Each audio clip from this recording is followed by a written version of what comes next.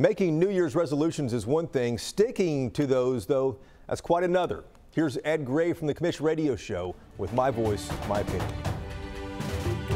A lot of us are making New Year's resolutions. My resolution is to continue to tell the truth about Washington. The truth is that democracy is in trouble.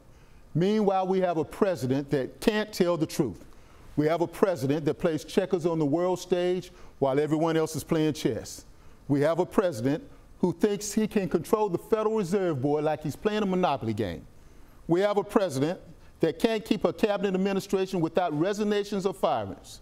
We have a president who politicizes the military with campaign caps and slogans.